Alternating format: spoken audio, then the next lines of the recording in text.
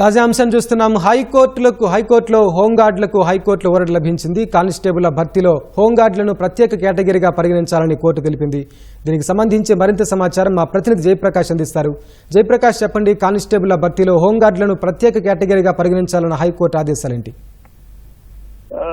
వెంకటేష్, ఈ రోజు హైకోర్టులో హోంగార్డులకు సంబంధించి దాఖలైనటువంటి పిటిషన్ పైన హైకోర్టు ఉత్తర్వులు జారీ చేసింది. అందులో ప్రధానంగా హోంగార్డులు ప్రత్యేకంగా కేటగిరీ పరిగణించాలని ఆదేశిస్తూ 6 వారాల్లోగా మెరిట్ జాబితాను తయారు చేసి రిక్రూట్మెంట్ చేయాలనేటువంటి ఆదేశాలు పేర్కొంది. ఇందులో ప్రధానంగా చూసుకున్నట్లయితే ఇటీవల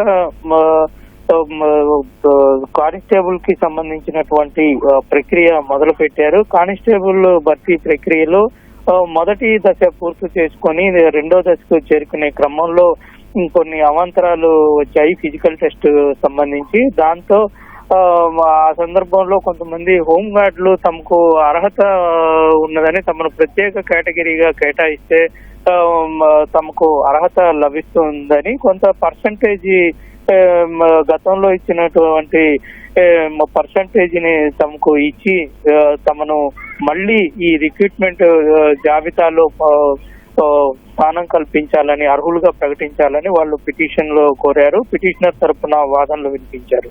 అయితే ఇటీవల దీనికి సంబంధించి ఇటు ప్రభుత్వ న్యాయవాది కూడా వాళ్ళకి ఎటువంటి రాయితీలు అవసరం లేదని, ఎక్కువ కనుక వాళ్ళకి రాయితీలు అంటే ఎక్కువ పర్సంటేజ్ వాళ్ళకి కేటాయిస్తే ఇబ్బంది అవుతుందని, ఇప్పటికే రిక్రూట్మెంట్ సంబంధించినటువంటి ప్రక్రియ దాదాపు పునఃప్రారంభించామనేటువంటి తెలిపారు. మరోసారి ఇప్పుడు ఉన్నటువంటి షెడ్యూల్ ప్రకారం అయితే కానిస్టేబుల్ కి సంబంధించి ఈ నెల ఆఖరి నుంచి డిసెంబర్ 2వ వారం వరకు రాష్ట్రం అంతటా ఇప్పటికే అర్హులైన వాళ్ళకి ఈ భర్తీ ప్రక్రియ ప్రారంభమైంది. అయితే ఈ తాజాగా ఇచ్చినటువంటి ఉత్తర్వుల మేరకు మరికొంతమంది అర్హులుగా ఎవరైతే హోంగార్డులు పిటిషన్లు దాఖలు చేశారో దానికి సంబంధించి అర్హులుగా ఉన్న వాళ్ళంతా మళ్ళా ఈ జాబితాలో చేర్చాల్సి ఉంటుంది. వెంకటేష్,